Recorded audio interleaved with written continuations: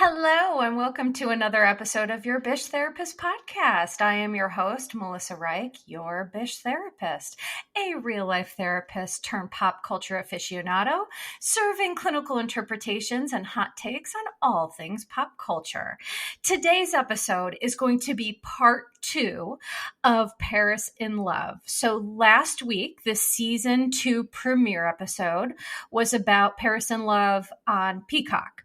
And, for everybody who enjoys me and enjoys the show, they know that I like to do deep dives. So not only did I get Paris's book and I read that, this part 2 episode is going to talk more specifically about Paris's trauma in the camps, in the teenage hell camps that she was sent to. So what I did was there was an episode or a series on Netflix. It was called Hell Camp Teen Nightmare. And it featured people who worked at these types of, wilderness camps that got shut down. And it really gave a good insight into the dark, abusive nature of these teenage hell camps. And so much of Paris's story is wrapped up in the trauma that came from that as well. So in part 1, I talked about Paris's trauma that led to some acting out behaviors. And so part 2 of this is going to be what actually she, went through. I'm going to, as I said, I think Paris's voice is so important in every way. And she really did such a good job of being open and honest, which is no easy task when you're in a family like the Hiltons, where there's secrecy and don't talk about things. And, there's a lot of things in this book that Kathy didn't like. And it's understandable because it doesn't make her look great. And so, but here's the thing. Paris truly went through absolute hell, abject torture. So I'm going to share a little bit about what she experienced. I'm going to talk about these camps. I'm going to call them out by name. She listed them in the book. I'm going to talk about the kind of how these camps started. And I'm also just going to continue to praise Paris for being the absolute, GOAT in terms of, truly at the end of this episode, when I outline the amount of abject torture that Paris was forced upon her at these camps, I think everyone will have a absolutely new appreciation for Paris. She saved her own life multiple times when nobody was listening to her. And going through what she went through truly would have been enough to break any human being. And so the fact that she is who she is now and where she is now, I just really want people to understand that that is truly nothing short of miraculous. So here we go. Let's get into it. So episode 2, Paris, the memoir. There's a couple of things that I am going to be reading from Paris's memoir, because I think that between, what Paris talked about, and the ghostwriter, both of them worked beautifully together. It's just, her words are so important that I don't want to paraphrase. So there's some things that I'm actually going to be getting right from her book, but I will start this episode out with a trigger warning. Because today I'm going to be talking about abuse. I feel it at the top of every episode. I'm probably going to be issuing a trigger warning because that's just what I do. I talk about tough topics that, other people maybe don't want to talk about, or they're very sensitive. But so the trigger warning for today's episode, I'm going to talk about abuse, trauma, specifically sexual abuse, physical abuse, emotional abuse, all of it. I'm also going to talk a little bit about how these camps can also manipulate families. So I'm going to talk about, the family dynamic of it all, and, going to talk a little bit about, the Hiltons, how their legacy kind of, these people who run these camps, they make it seem incredibly high end. It's extremely expensive, and they make it appear exclusive. And when I tell you some things about how Paris's parents were also manipulated, it's just it's so abhorrent. I'm just happy to have a platform to be able to talk about it. So, one thing that Paris said in her memoir is that being vulnerable is so scary. She talks about holding on to toxic shame and guilt. And after writing the book, she said, I feel like I can finally be me, which, oh my God, it's just so beautiful. I just support her so much. So I'm going to start by giving a kind of, intro into what some of the major revelations were in the book, especially the ones that really upset Kathy. I'm going to read some excerpts from the book, and I'm going to outline and talk about all of these camps. Now, what I'm also going to do is I'm going to share a little bit of my experience working at a troubled youth residential facility. I'm not going to say the name of it because, well, I just don't want to get sued or get in trouble or anything. But I have a little bit of experience working at a residential treatment facility for teenage girls. So I'm also going to kind of talk about some of my real life experiences with that, and just kind of wrap it all up.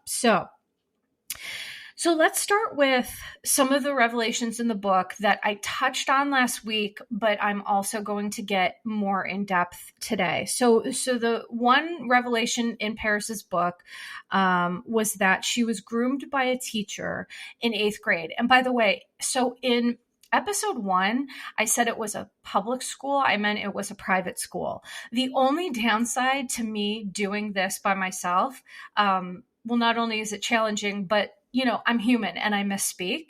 And even when I listen to the episodes back as I edit and things like that, I realize that I misspeak, or maybe I go off on a topic and forget to come back and listen. All I can say is that I do the best I can with the brain fog that I got. And so today I want to come back to a couple of things that either I missed or misspoke about last time. So Paris, and why is it important that the grooming was from a teacher from a private school, is that, Kathy in Paris in Love, whatever it's called on Peacock. I don't know if it's a documentary or a drama. I have no idea. But she talked about how she was so angry about it because she made some sort of comment, all the money that we've paid for this. And I just thought, well, it doesn't matter if you've paid or not. Any sort of grooming of children is it's despicable. But the point is that Kathy said that, and that's such a nugget in terms of what led to the abuses in these wilderness camps. Because sometimes, as I mentioned, when people think, well, you get what you pay for, private schools and, expensive treatment facilities, you think that because you're paying a lot for it, you're getting the best care and treatment. But unfortunately, that's just not the case, because I've said this before, that in all professions, there are good and bad actors. And so I don't care if it's the best public school. Oh, Jesus, there I did it again. I don't care if it's the best private school in the world. There's going to be good and bad actors at that school. That's just humanity. So it doesn't matter how much you're paying for a treatment or how much you really have to be aware that money doesn't always buy good care and treatment in this vein anyway. It might get you, some high-end things at Bergdorf's or what have you, but you can't there's good treatment that doesn't cost an arm and a leg, is what I'm saying. And super expensive treatment doesn't always mean that that's great either. So that was a huge thing, number one. So number two, Paris revealed in the book, and I did mention this in part one, that at a party she was drugged and sexually assaulted at the age of 15. Okay. So this is kind of related to the one thing that came from the book that Kathy really had a hard time with was Paris talking about having an abortion, and Kathy being so upset and disappointed and all of these things. So when Kathy was arguing about the ghostwriter with Paris, there were a couple things she was really upset about, and this was one of them. And listen, I'm sure it is jarring and so devastating to hear about your child going through all of this alone. But you also have to ask yourself, well, what was my role in making her feel she couldn't come to me, right? And just to be clear is that these were a cluster of incidents that occurred and left her traumatized, and therefore she acted out, right? I talked about in episode 1 is that sometimes people forget that teenagers are developing humans, and they're pathologized, and they're held to this strange standard. And it's like, if you know your child and then all of a sudden things start happening and they're partying and they're acting out and they're acting differently, it's, teenagers don't act out necessarily out of just wanting to be disruptors. They're dealing with a lot, right? Mentally, physically, emotionally, the whole thing. So I just think it's another helpful PSA that if you have a child in your life, whether you're a parent or an aunt or a foster parent, whatever it is, if you see a teenager struggling, just talk to them about it. Because, the one thing that really was upsetting from Paris in Love is that if someone had just talked to her about, hey, what's going on, and if she could have had a voice, everything that I'm about to share with you that happened to her in these camps could have been avoided. Her life could have been completely different. And now listen, do I think that even when we go through really terrible things, we learn really valuable lessons? Yes. But, there's this saying that people like to say that what doesn't kill you makes you stronger, but I fully disagree. What doesn't kill you dysregulates your nervous system and creates neural pathways that are not good. So I just don't agree with that sentiment. But what I do want to outline is how Paris took this situation that truly could have broken her, and she used it to stoke the fire of her soul and get moving and get into a place where she was free and she was in charge of herself and in control of herself. Okay. So between the ages of 16 and 18, Paris was sent to 4 different troubled youth camps. Okay. And I'm going to outline and tell you what all of those camps were. But what I want to say first is that one thing that I didn't cover in the first episode is that, unfortunately, Paris's trauma from these camps impacted her ability to be present for the birth of her child. And so I'm not saying this from a place of blame or shame. I'm saying it from a place of, I really want people to understand that Paris, she missed the birth of her own child because she was having a trauma response. She said there was a scene with Carter and Paris in another room waiting for Phoenix to be born. And Paris talked about, and I'm paraphrasing here, but because of at one of these troubled youth camps, she talked about being chased by needles, and they did all these things to terrorize these kids medically. And she had developed such a fear and anxiety of medical facilities, needles, things like that, that she missed the birth of her own son. And now, was she there afterwards and did skin to skin and all those things? Absolutely, positively.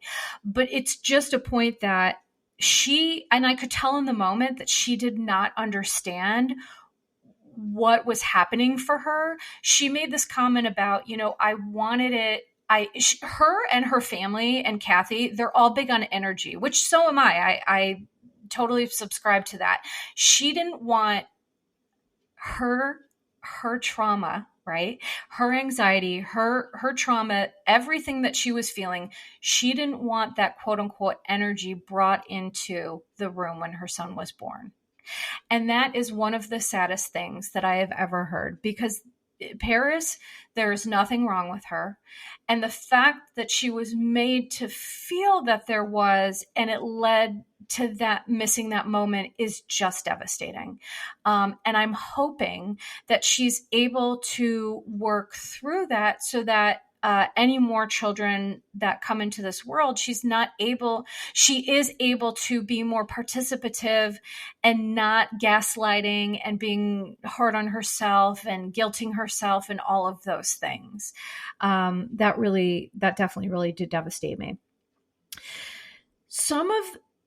I'm sorry, one of the things Paris said too, with my new life, I don't want to take any of this into the future. So it's like she has these moments of insight where she understands how she feels and how it's impacting her. But all survivors of trauma, it takes a lot of time and practice to be able to catch it in the moment.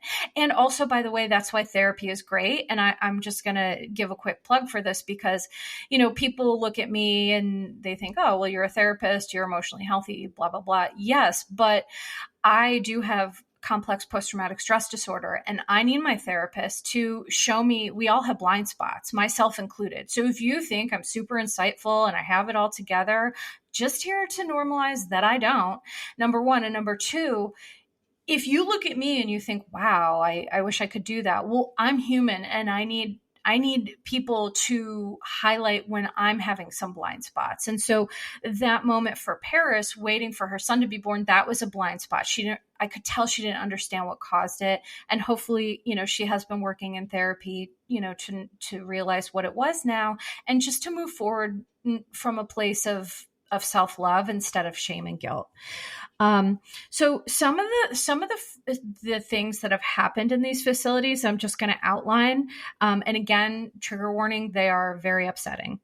I'm not going to go into them in complete detail because, well, A, I don't want the algorithm to hide me. And B, I just want to be mindful of everyone listening. So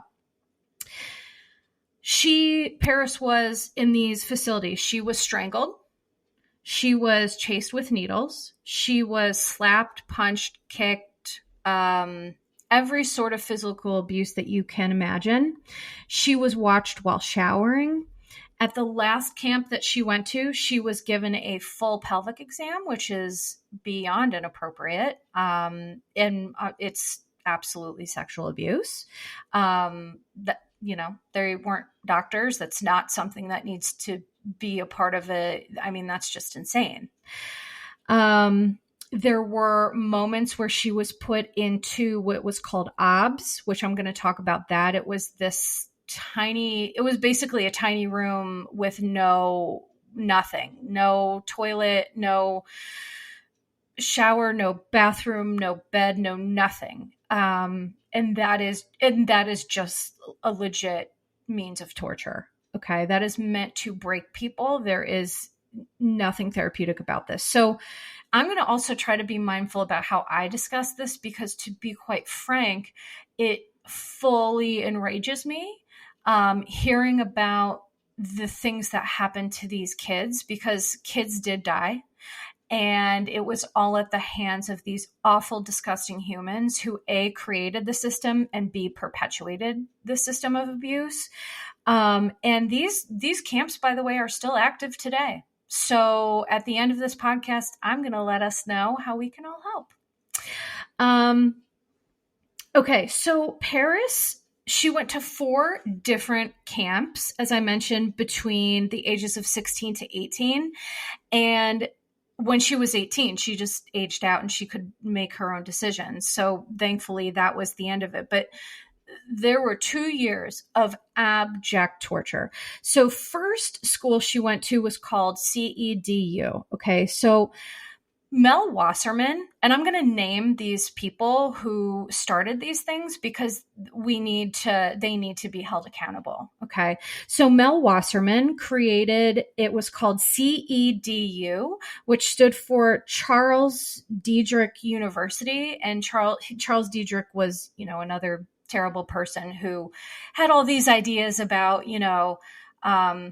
well, also you're going to find a lot of these people who perpetuate this and created it were men who came from really toxic situations. And the reason why I share that is that sometimes we go through situations and we think, well, we just need to be tough and this and that. And that is just not, there's no research to support that tough anything is helpful for trauma.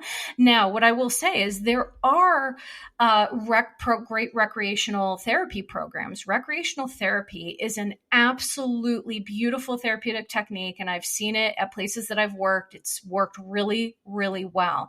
But what I'm about to describe to you is not that. Okay. So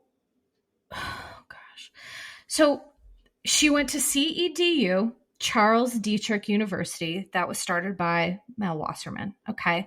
Then she was sent to, it was called Ascent, which, by the way, all of these whatever you want to call it, these hell camps, they all have like the dumbest names that are just like nondescript and are meant to sound cool. And it's like, ugh, it just grosses me out. So the second camp she went to was called Ascent. Then the third camp she was sent to was called the Cascade School. And then the last one was Provo Canyon Camp. Okay. So all of these, from the research that I did and from reading Paris's book, these are all defunct now, but it is very important to mention that there are still camps like this that exist. Okay. Which is just horrifying. So what's really interesting is Paris ran away from every single camp that she was ever sent to because she knew that if she didn't save her own life, she very easily could have died, which is, I just think I need people to understand what it would be like to be 16 years old, to be in a quote unquote treatment facility where you are being abused. And they had these things at each of the camps. It was called something different, but so at the first place you went to, it was called a wrap, where all the kids get together in a circle, and what they do, so these abusive treatment facilities, what they always do is they use the victims to perpetrate their abuse on the other victims. It's a psychological tactic to get people less likely to go against an abuser, kind of like Stockholm syndrome type of thing, but it's just a manipulative factor. And so what would happen is these kids they'd be starved. They'd be sleep deprived, which, by the way, that's torture. That's, government uses things like that to get answers and torture people and things like that. And that is what these kids were subjected to. And it's like, how on earth does anyone think this is helpful? Oh, wait, they don't. It's just very broken people who are using the opportunity to get back at kids or to yell at them or, whatever it is, just to take whatever little sad power they had and to inflict pain on other people. And there's two types of people in this world. There are people who would happily do that. And then there are people like me who I would rather die than perpetuate that and hurt somebody else. And I certainly would never stand for it. I'm going to talk about that in a little bit when I talk about my own experience. So, she ran away from every single camp. And what I find is so interesting is there is a part. Okay. Well, first of all, let me read She put in her book, there were the list of rules. And this was, I believe, at the first CEDU that she was sent to. Okay, so these were the rules of a treatment facility. Okay, keep this in mind. No swearing. Okay, that's the only one I'll give them. Fine.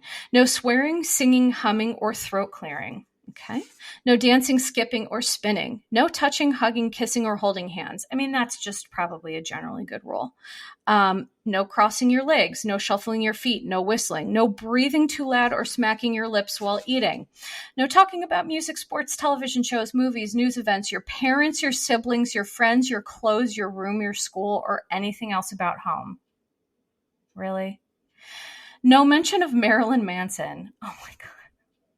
No mention of candy, pizza, hot dogs, cheeseburgers, lasagna, McDonald's, Burger King, or Wendy's. No talking about bikes, skateboards, or inline skates. No looking out a window without permission. Can you imagine that? No looking out a window without permission. This is jail. This is insane.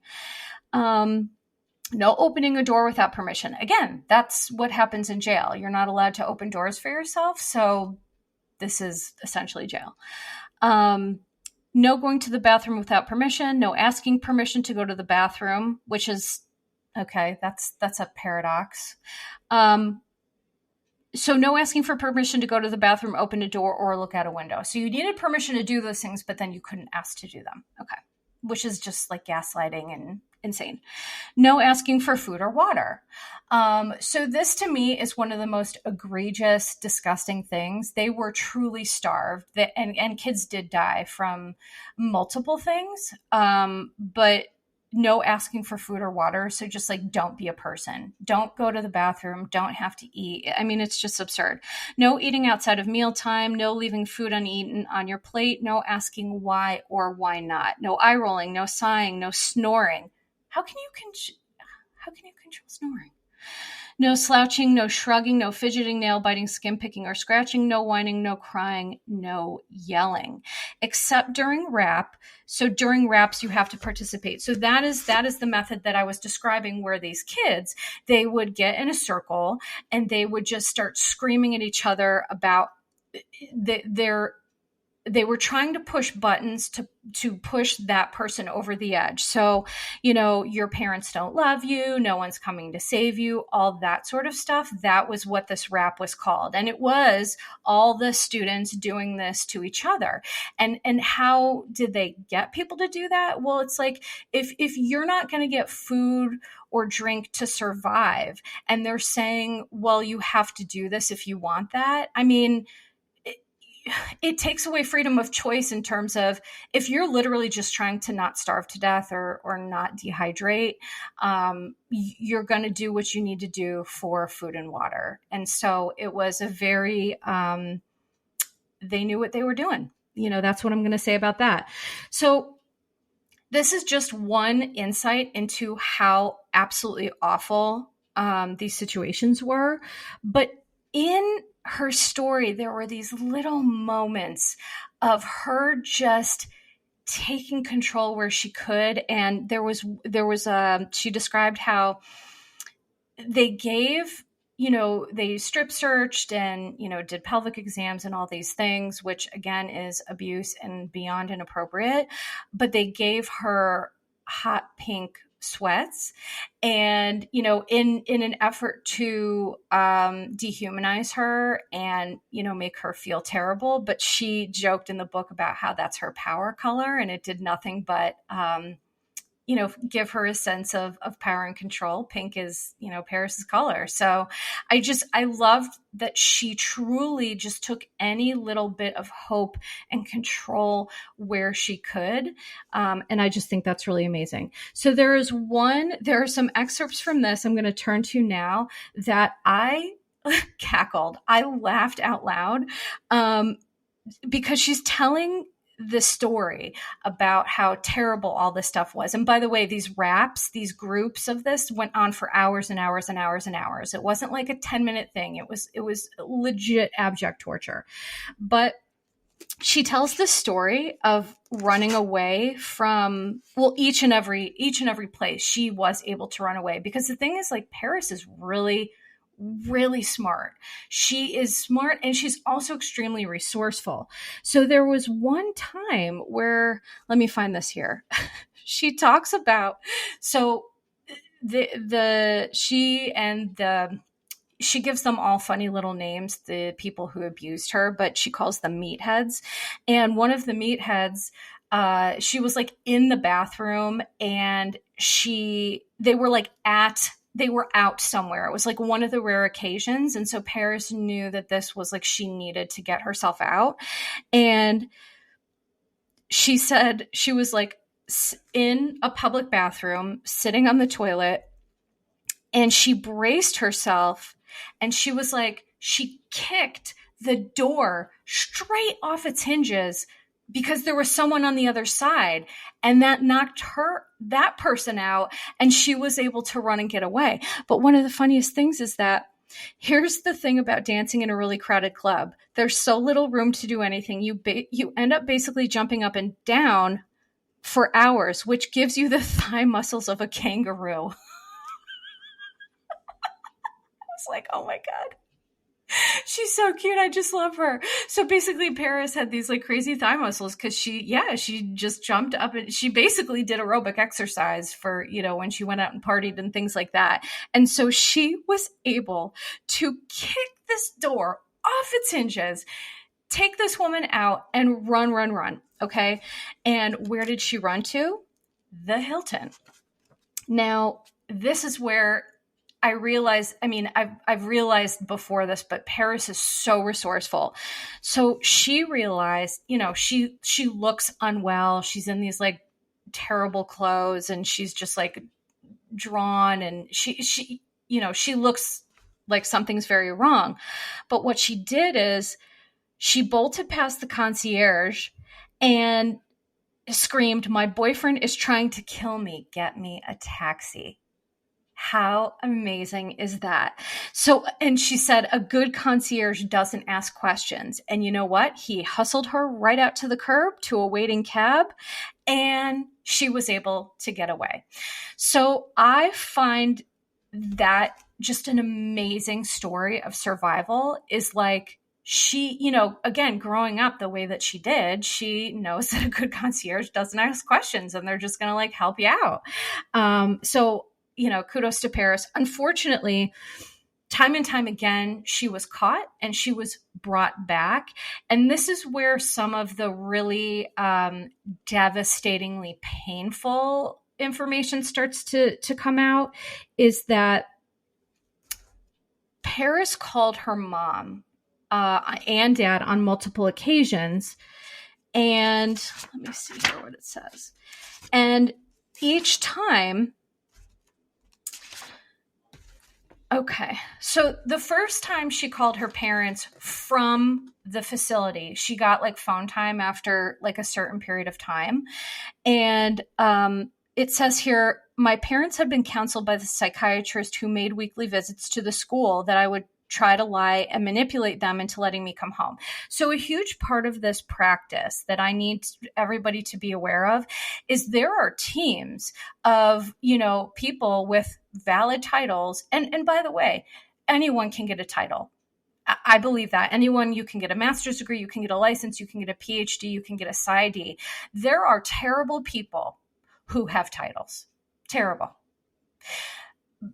And so they use it to manipulate. And so these psychiatrists and these people would come to Kathy and Rick and manipulate them and say, she's going to lie. She's going to try to tell you anything to get out of this. And unfortunately, as I mentioned in episode 1, there is a factor with people of a higher socioeconomic status that there is a care and a concern about how they are perceived. Okay. And there is a power dynamic in wealthy families where you do as you're told, and you're expected to just toe the line, right? And so here's the downside of the do what you're told, of the towing the line, is that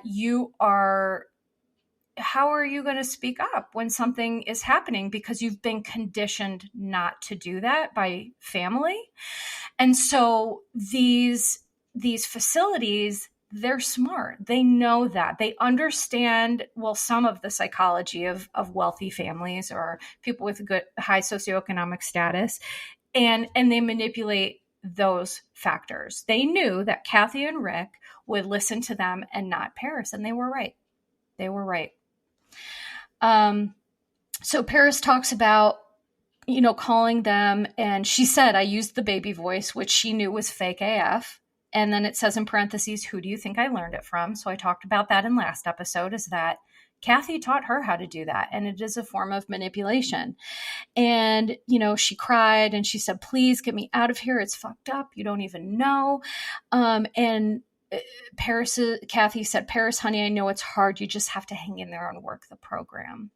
And it was at that moment that Paris knew that she was alone.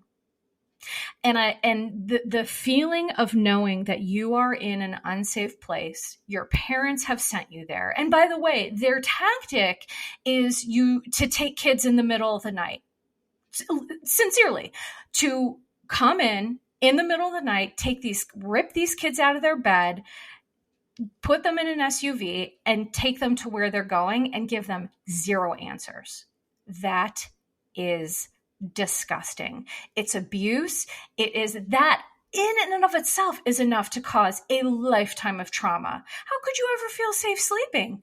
And to know then that your parents did that to you, oh my God, it's just so awful. So awful. So again, while Kathy and Rick were manipulated, what frustrates me, and I know frustrated Paris, is that your child. Okay, like you just met these people, and I understand that they're telling you this, but they saw how, she described how terrible she looked, because trauma and depression, anxiety, and all these things, it physiologically changes your face. When I was in the peak of my clinical depression, my lips were permanently, I had a permafrown. And I was like, oh God, do I need Botox? What's happening?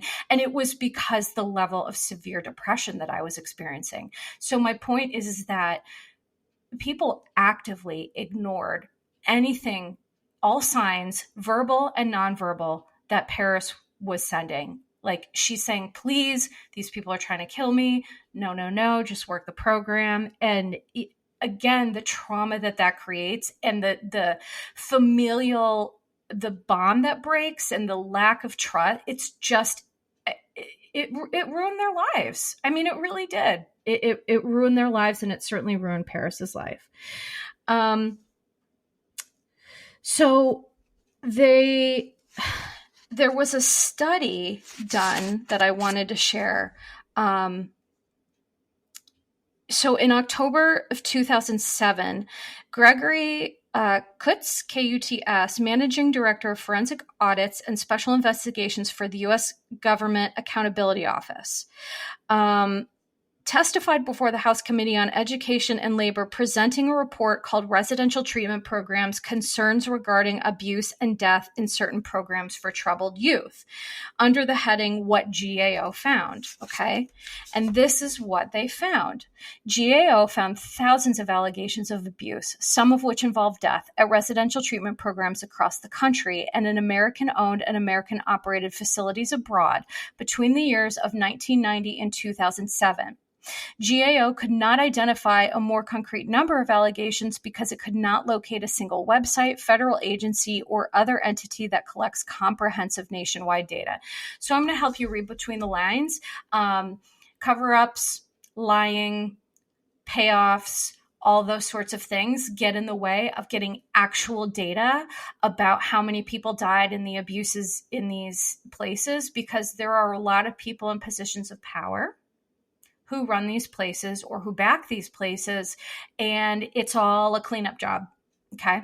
So Paris goes on to outline the people that have passed. I'm not going to do that. I think that would be a little too much. But again, if this is something that you would like to read more about her, there are several chapters in her book that are dedicated to this.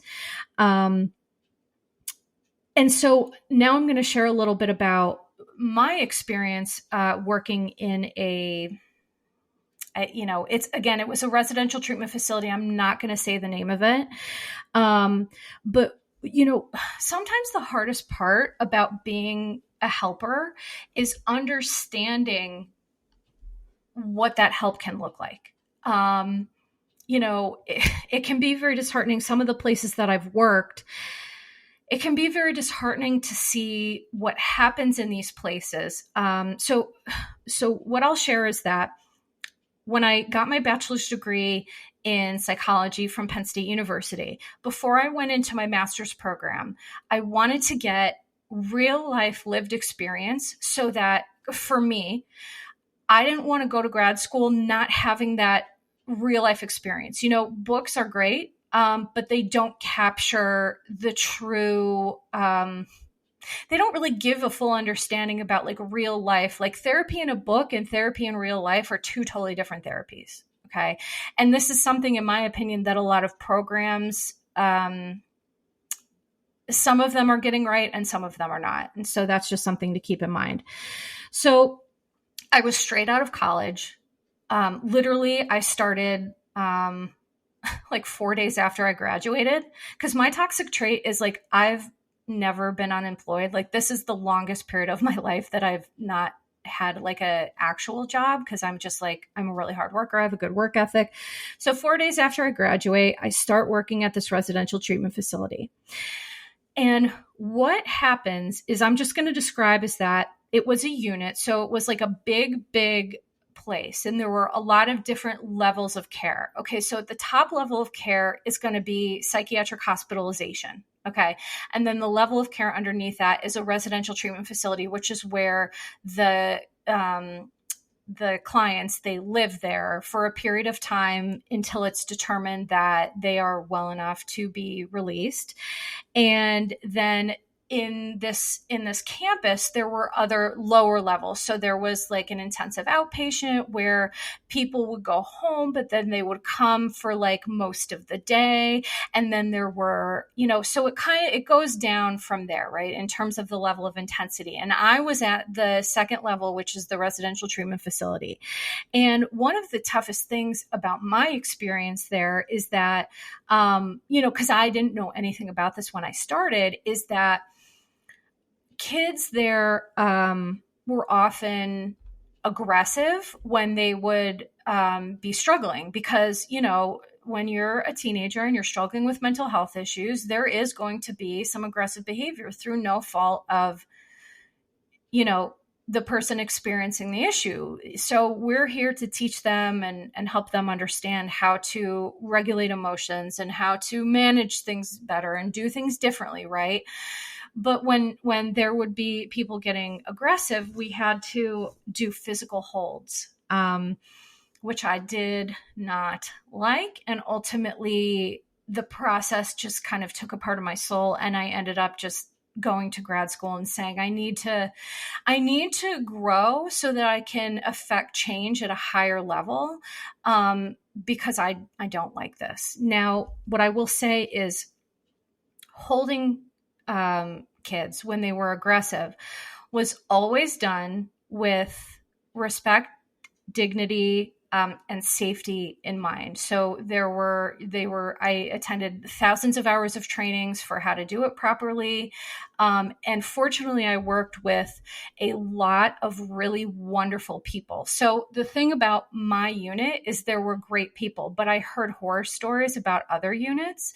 And so had I worked on those other units, I definitely would have not tolerated that. I would have, I guess, been a whistleblower. I don't know. That's just like who I am as a person. I am never going to not stand up for a child who's being mistreated. And just because you're in a facility for help and things like that doesn't mean that you deserve to be abused or mistreated. You're there for help. So And there were rules about, if someone said, I can't breathe, you have to, it doesn't matter if they're doing it to manipulate. You get up and off, and then you may have to go back down. But in fact, there was a time where I was working with my supervisor and an individual. We had to do that. I lost count. I think it was like 20 plus times. But we both, it was the most tiring thing. And clearly I was in much better shape then. Yikes. Couldn't do that today. But we up and off, up and off, up and off, because I will not stand for, having someone not be okay. And so this person was okay, and it was fine. And eventually, we were able to get them out of a situation of crisis. But, it just throughout the time that I was there, I saw things start to change a little bit, and it was really disheartening. So for me, one of the major issues is that these places, they don't pay a lot. I was probably making, and by the way, this was my full-time job, and I was probably making 20 grand a year. I mean, how do you really live on that? I mean, I had a small apartment. I just, I was very careful with my money, and, it was hard, but so these places like this, you're getting people who you're not paying them a lot, and not everybody has the morals and values and ethics. Not everybody has those same things. So hiring a young staff, in my opinion, it can lead to inconsistency. And there were definitely some staff that were better than others. There were people who were absolutely beautiful humans, and we really did good work. And then there were some that you could tell that they were not doing this for the right reasons, and they were boundary steppers. And so I had real issue with that. So I ended up leaving and going to get my master's degree so I can, try to affect change, in a different way. But it was a hard experience, and it taught me a lot about what some of these programs could be if they're not done right. Because let me be clear, the place that I worked at, it was done right. There were state rules and regulations. OSHA, there were visits and audits and a real treatment team and actual family therapy. Like I provided individual therapy. So we each got like our individual clients, and I provided individual therapy. And then there was a clinician, masters and doctor level clinicians that were doing family therapy, that were doing discharge planning and treatment planning. Okay. So this was a place that was doing it right. But unfortunately, the nature of treatment and care of teens is it has a very dark side, even when it is done correctly. And so it is my goal to change that. And that is also Paris's goal to change that. Because one of the things I talked about in the first episode is that she is working with Congress to affect change on a higher level with shutting these industries down. And I am here for it, and I want to participate. Paris, if you hear this, I would die if she actually heard this, but I just want to help to take these places down. It's just not acceptable. And when I spoke at the top of the episode so going back to teenage or Hell Camp Teen Nightmare, this specifically focused on a documentary about the abuses of a behavioral health camp from this man named Steve Cardisano. And Steve Cardisano, he's one of these people like Mel Wasserman and Charles Dietrich that, they started these facilities because you just gotta nut up, and you just gotta walk 400 miles while you're starving and thirsty because, and it's all toxic masculinity bullshit. And so here's the thing, Steve Cardisano, here's what his early life was like. Let me just peel back the layer of this. Okay. His birth parents gave him up for adoption, and he lived with his adoptive parents for 2 years. And then at that time, because I think this was in the 50s or 60s, which you're not even going to believe this, but so his biological parents had issues with drug and alcohol addiction. So he was with these adoptive parents from like birth to 2 years, which is arguably the most formidable developmental time in terms of attachment to caregivers and things like that. And somehow his parents were allowed to take him back So it's like they raised him for 2 years. This is all he knows. And then his biological parents take him back, which, I would hope that wouldn't be allowed today. I mean, things were terrible, in the 50s and 60s regarding stuff like this. It's like, he's not a dog. You're not a dog. You can't just say, oh, you know what? Like, if that wasn't the plan, that is crazy. So essentially he was treated like an animal. And then look how he perpetuated that, right? So I'll go on. So his mother was addicted to heroin and his father was an abusive, angry man. He went into the military and then based his entire perspective and career off of this concept, which is people are going to mistreat you. They're not going to love you. You can't depend on people. But the military gave him this framework that because he felt it helped him, he felt it could help other people. Now, here's the thing. Wilderness camps, and as I said, recreation therapy and nature hikes, those have very therapeutic parts to them, but not the way that they did it. And so Steve and Mel Wasserman and Charles Dietrich, or however you say it, my point is that behind the abhorrent behavior is a very traumatized child origin story. And unfortunately, if you are a traumatized child, if you've had trauma and abuse, you either work on it and do better, or you don't and perpetuate the abuse. And that's how it is. And so, these people, and by the way, they were charging $16,000 per child. I mean, it was like a puppy mill, essentially. It was a puppy mill for kids and a jail and a torture. And it was just like absolutely insane. And by the way, this Hell Camp Teen Nightmare, they interviewed police, victims, parents, and old staff members.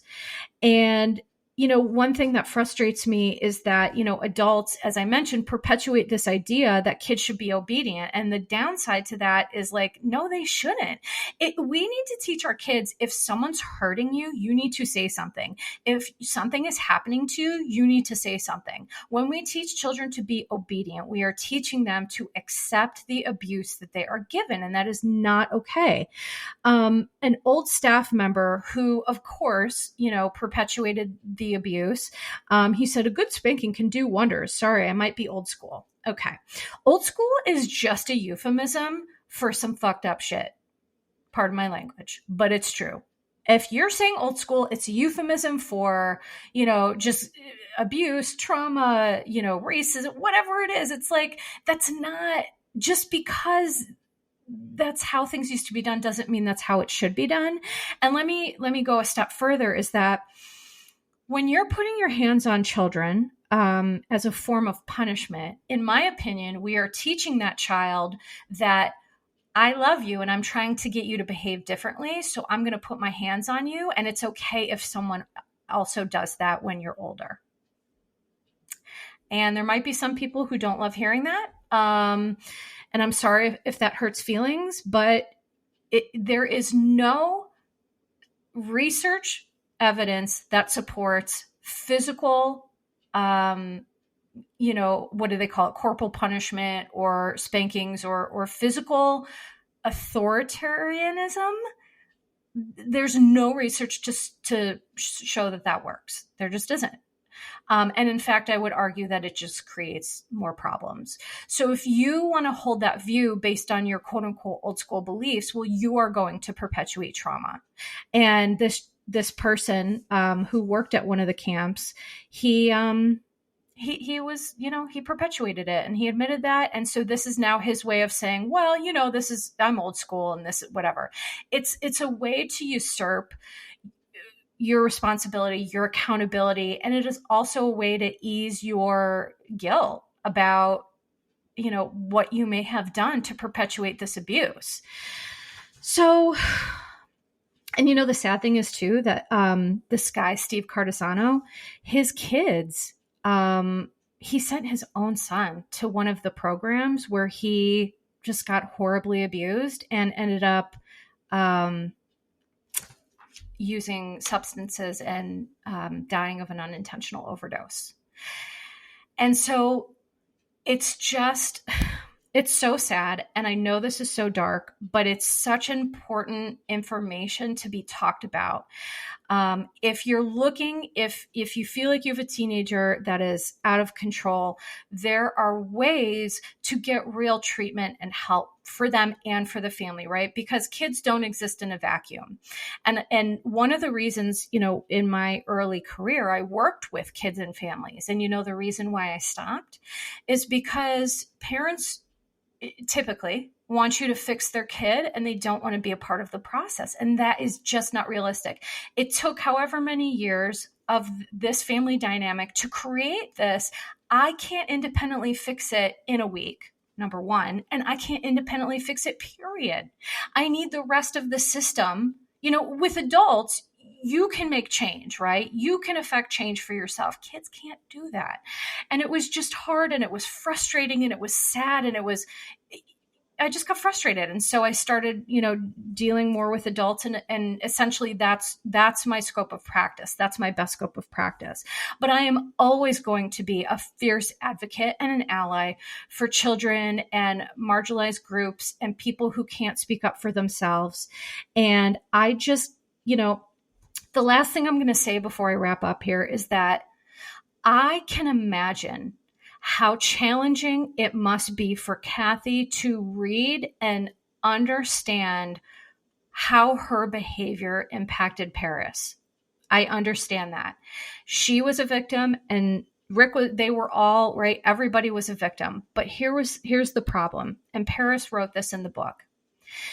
They couldn't just say, I'm sorry, right? Like, all Paris wants to hear is, I'm sorry, I didn't know. And I'm sorry, I didn't listen to you.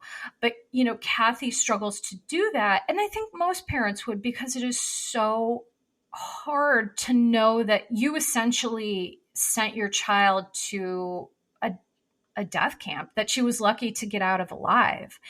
And so I think all we can do as whether you're a parent or you just love a child or you're a foster parent, whatever, is that when someone is telling you that you've hurt them, the only reasonable response is, I am so sorry. And please tell me what I need to do different, or this is what I'm going to do different. And I promise, I will hear you and listen. And, I'm sorry that I didn't. One thing Paris talked about is she would have these nightmares about calling her family and saying, help, I'm dying, get me out of here. And there'd be no one on the other line. And the reason she has those nightmares is because that's literally what happened. I didn't talk about every single event because it would have been a 3-hour-long podcast, but she called her mom.